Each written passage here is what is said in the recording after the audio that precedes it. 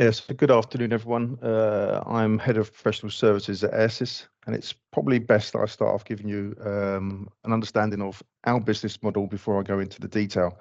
So we are approximately a 40-strong company in Romsey, and then we have another office in Europe, based in the Netherlands, which is 20 strong. UK-wise, we're growing at around about 7% a year. And in Europe, we're growing between 50 and 75%, which will probably pitch out in a couple of years. So what was our biggest challenge going into 2023? Well, we had to review our business infrastructure internally and also our KPIs, because it became quite evident that with that particular growth, targeted growth, change was necessary for one, for us to support it, and two, for us to be able to maintain it in its entirety. And that became quite real time because we were seeing people who were burning out in some cases, in some corners of the business. And there was a nervousness around the team of actually saying, if we go for a third party contractor, is that going to make me redundant? But that was not the case at all. It wasn't the case that I was pushing for, and it certainly wasn't the case that the actual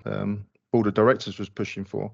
It was actually quite the opposite, in as much as that we needed to concentrate on our business strategy. But also we're field engineers. So our business, whilst working on site in two regions, we have a team who are mobile in places of high security, in places where there's vulnerability within the environment. But those businesses that we reached out to also needed reassurance that our business was secure to actually go into their business and operate in an IT framework that was secure. We discovered Cobweb quite some time back, and they assisted us on changing our infrastructure initially. And then after openly discussing the position of where we were and how our business practices operated, we wanted to put together a 5 to 10 year plan. And by Cobweb having an in-depth appreciation of our business processes and understanding of our routines, together we were pretty much able to map out a quite loose plan initially, but quite then an in-depth plan that would collectively achieve our immediate requirements and work towards our continuous goals. The basic things like going over to Microsoft Teams or looking at Microsoft Defender and all those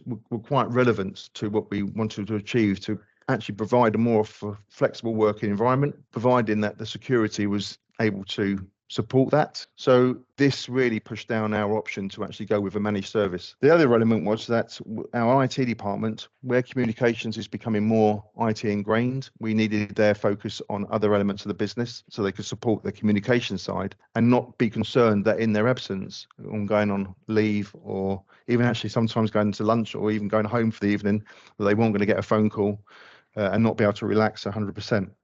10 months into the relationship, there's two things I can really honestly acknowledge for myself and the team. I can't stress enough how much I'm sleeping better at night. And the IT support, the training, and the enhancement of our team. And we do see the benefits of this success. Whilst the slides actually discuss reduced costs, improved performance, increased security, stability, scalability, industrial changes, and improved compliance, yes, we've experienced all those. We genuinely have.